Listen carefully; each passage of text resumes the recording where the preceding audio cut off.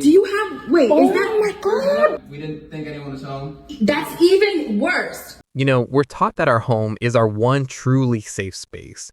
But what happens when the people you pay to manage that space are the ones who violate it? This woman, Rebecca Thermidor, was in her apartment, asleep in her bed, when she woke up to a complete nightmare. She says she woke up to find strange men in her home, men who she points out were not the building's regular uniformed maintenance staff. Now, here's where the story gets complicated, and it's why we're giving it a nuanced take. The apartment complex claims they did send out multiple notices for this inspection, and in a follow-up video, Rebecca herself admits she did get an email the day before, but she says she didn't actually see it until after the incident already happened.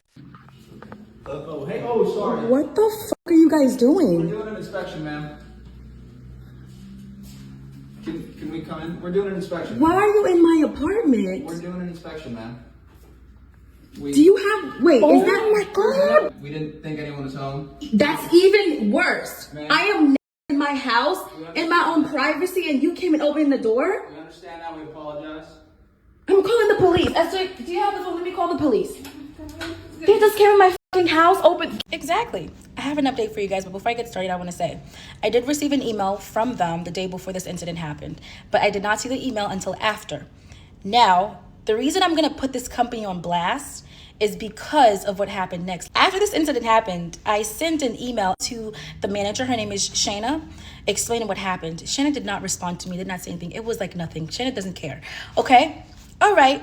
And then from what happened, from sharing my experience, I have a witness saying, hey, I saw Shayna downstairs with another resident discussing your matter, your incident, saying that, oh, I think she might have lied. So I went to Shayna and had a conversation with Shayna. I brought the fact that she was talking to another resident about my matter, which is completely unprofessional. Why are you talking to another resident about what happened to me in my place, and you're supposed to be the manager?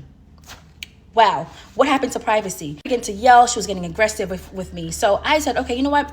All right, Shayna, I'm gonna leave. So I walk out to leave. Shayna is yelling and screaming with me across the hall. So I'm just like, this is insane. This property manager from The Royal, the company name is The Royal Bloomfield. The Royal Bloomfield. That's them. Wow, Shayna, she's yelling and I'm in disbelief because, oh, you're yelling and screaming at me across the hall. I'm walking away from you. And then she accused me of being aggressive. We just heard Rebecca's account of that conversation with the property manager, Shauna. Not only did Shauna allegedly fail to apologize, but she allegedly gaslit her own tenant, who just told her she was terrified. According to Rebecca, Shauna pulls the aggressive you're in the wrong card, trying to completely dismiss the trauma of what just happened. Now, let's get to the nuance I promised you, because it's important to be fair. After digging into this, I found this email notice from your Royal team. They claimed the initial notice was sent October 31, and that follow-ups were sent on November 1st and November 3rd. So yes, they absolutely sent out multiple email notices for the inspection on November 4th. Rebecca herself admits she got an email, but she just didn't see it until after the incident. So from a legal standpoint, the complex thinks they are 100% in the right. They sent an email. They gave 24 hours notice. Case closed, right?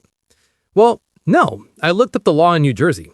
A landlord's right to enter with notice is for reasonable entry, like using a key. That right does not include permission to break or forcibly remove a tenant's personal additional security device. The second they actively removed that security bar, this stopped being a legal entry under their lease, and it became a forcible entry, which is illegal. So not only was their legal argument built on sand, the story gets even worse. After Rebecca went public with this on TikTok, the harassment she faced allegedly escalated from in-person gaslighting to anonymous attacks online. And she had a theory on exactly who was behind it. But let me tell you something else that's crazy. Someone was spamming my comment section, being disrespectful, disregarding what happened to me, saying that I was a liar. And I responded to them, not actually believing that this person might be someone that knows me. Or you must be related to them, because why are you doing this? They was like, oh, I'm not related to them. I live in Florida. I was like, okay, you know what? I'm just going to block you because I don't have time for you. She created another account and messaged me saying, oh, I know everything about you. I'm going to expose you. I know every information about you. I know where you live. And I checked the comment section again. She was blasting my comment section once more. So then I was like, okay. She was like, oh, if you block me again, I'm going to make sure you're exposed. And so I blocked her. And when I blocked her, it created another account And this time they were describing the building. Oh, so you know me. So you know personal information about me. Okay. When they did that, I said, I know who you are, property manager. Because in my head, I'm thinking, okay, maybe this is like not knowing, okay, this could be whoever. I know who you are, property manager. If you keep this up, I will put the company on blast and I will put you on blast. This person stopped what they were doing completely when I said that. Okay. So somebody in this building or whoever is here harassing me. This is not okay. The Royal, this is unprofessional, insane. The Royal Bloomfield in New Jersey. So let's talk about the final aftermath of this.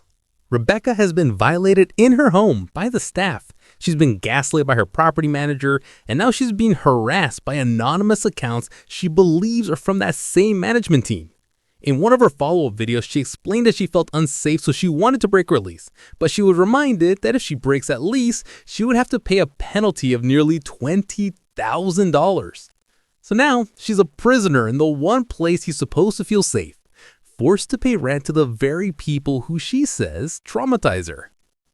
The internet did what it does best. The Royal Bloomfield's Google reviews were flooded with 1-star ratings, with hundreds of people referencing Rebecca, Shanna, and the illegal entry.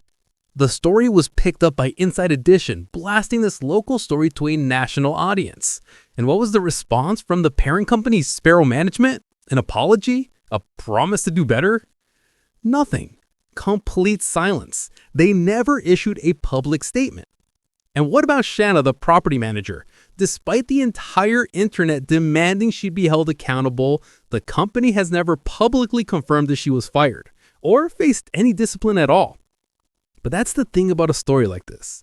They will never be able to escape these reviews.